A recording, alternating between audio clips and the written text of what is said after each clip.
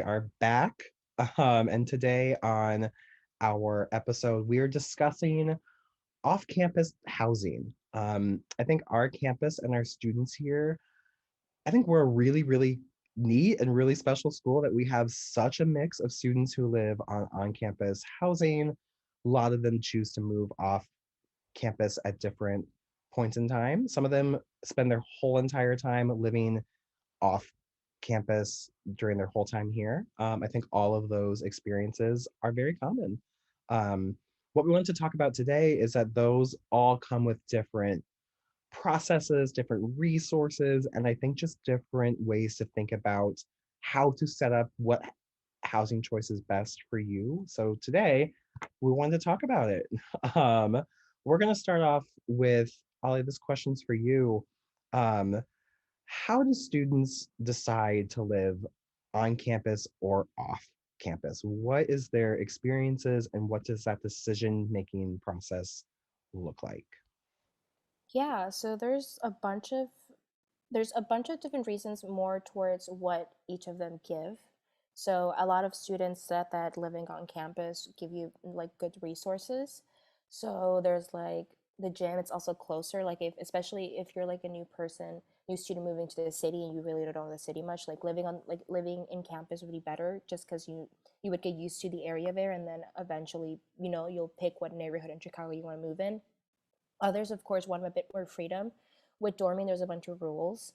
And that's, just like what else to be expected. So people just want a bit more freedom, different times that work for their schedules.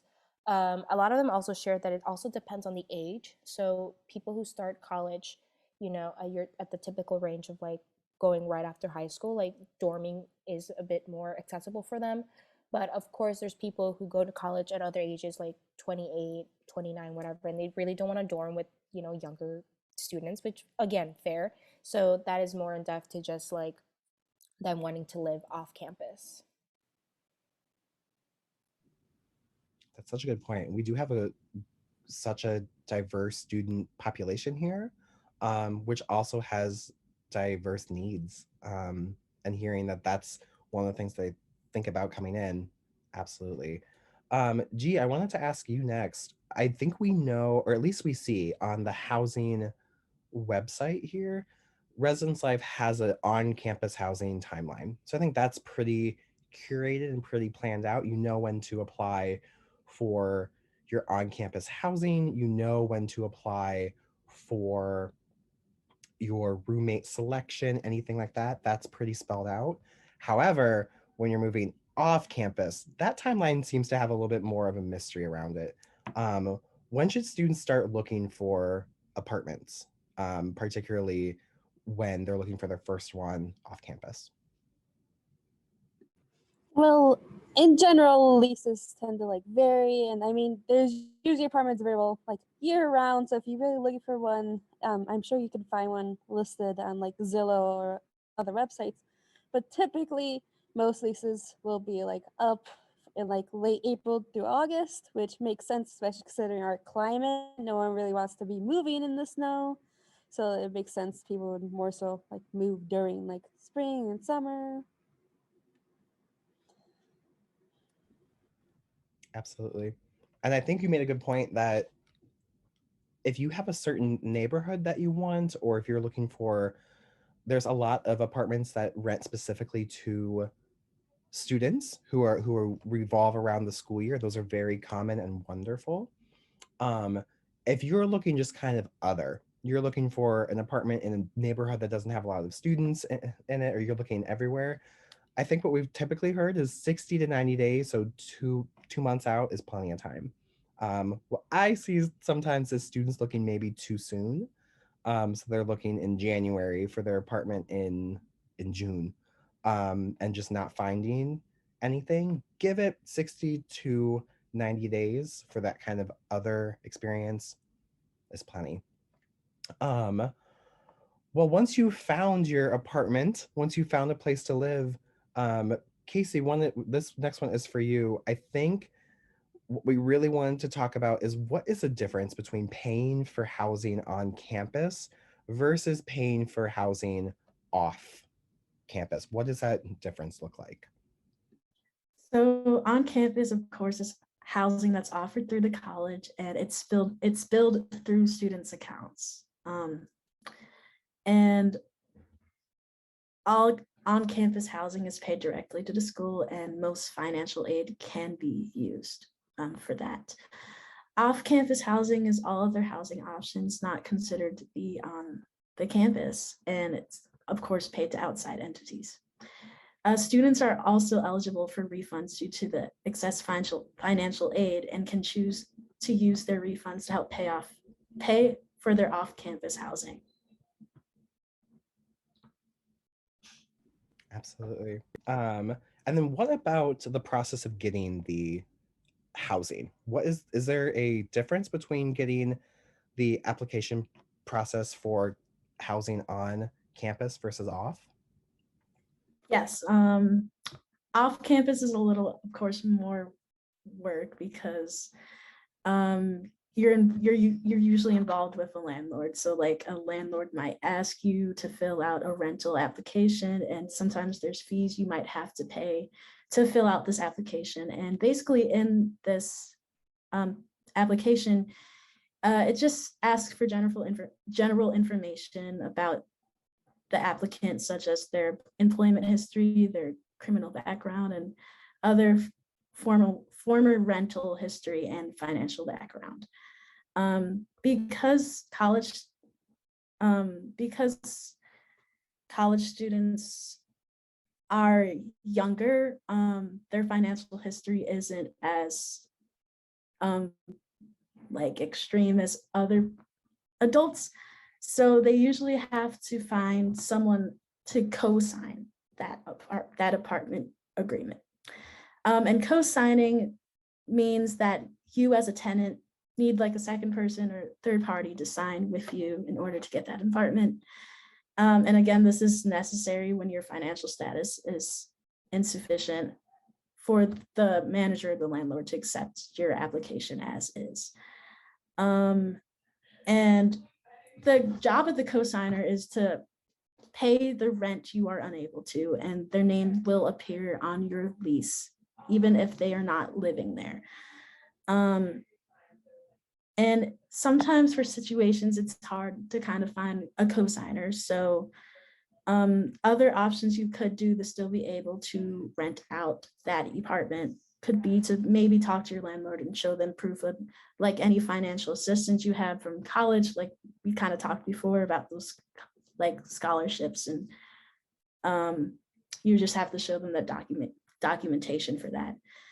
And then also sometimes for certain students, maybe they don't even have income from the United States. So they would have to kind of talk to their parents to kind of get documentation from their parents' income from their home country. And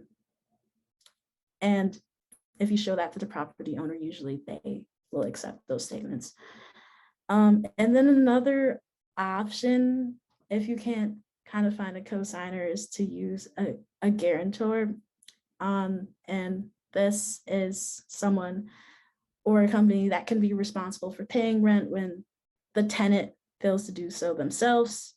It's a little different from a cosigner just because a cosigner is immediately going to be responsible for that rent. Yeah, that's So interesting. Thank you for that. I'll just make a note for the first part for paying.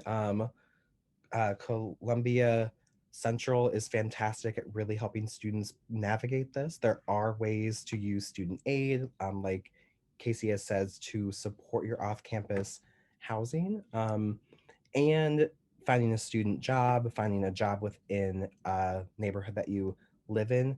We recognize that that can take up a significant amount of your time, and can be not accessible for every student, but if that is something within your capacity, talk to student employment, talk to other peers about what type of jobs that they've had to subsidize some of their costs that come with having an apartment or having a house, having something that isn't direct build like housing is.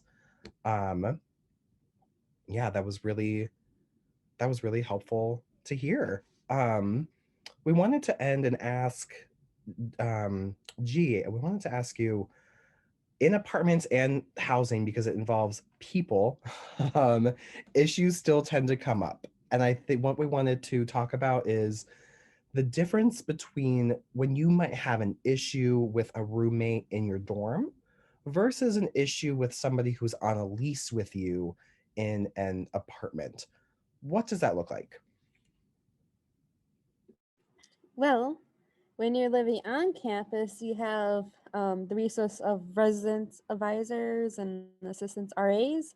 Um, and so, first off, you would like try to communicate with your roommate on the issue, but if it couldn't come to like a resolution that like was beneficial to both parties, then you would have to talk to your RA. And in terms of like building issues, each of the on-campus buildings have maintenance links that people can like submit maintenance requests through. Um, yeah, and off campus, that's like totally different. In terms of like roommate issues, you're kind of on your own in the sense like RAs obviously don't exist in like off-campus apartments, especially if you're like and one that doesn't support like students. And yeah, so I guess you would have to just communicate effectively and practice good conflict resolution skills. Um, and in terms of like building issues with an off-campus apartment, you have to talk to like the landlord or like building managers, and obviously, I guess code of conduct in terms of like all that is different from each like apartment, and so yeah. Absolutely. It can be really exciting to when roommates just click and it's perfect, and it can be really tense if that isn't the case. Um, we wanted to remind you all that if you are a student who's living off campus, your resources are still Columbia. Even if you're in an apartment, if you're in a house, if you're a student who've never lived on campus for any reasons that we have mentioned or that we haven't, navigating issues within your home is still something we can offer support in. Whether that is conversations around accountability, whether that is conversations of my identity at home is not being respected or seen. We can try to support you as your community here and also steer you towards your rights as a renter or as a resident of the city or the county. You have legal rights to like a third party arbitrator if things get really to that point. You have renter rights if part of the issues you have include your landlord or building management.